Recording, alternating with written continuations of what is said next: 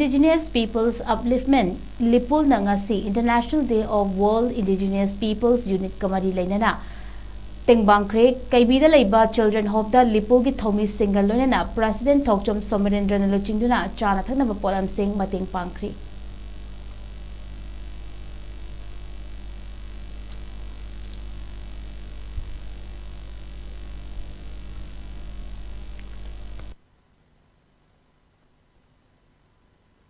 Yes, I Lipun Gyoina World Indigenous Day.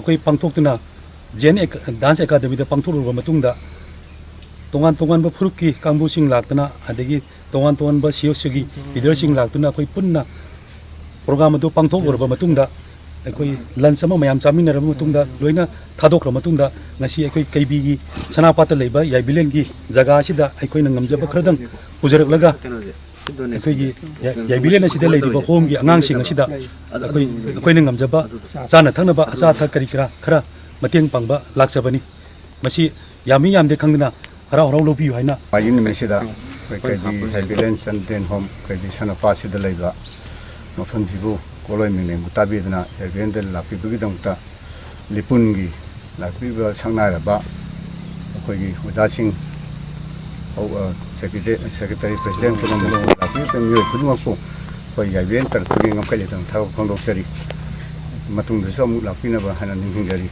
Told my papa receiving Samba Padaba with you.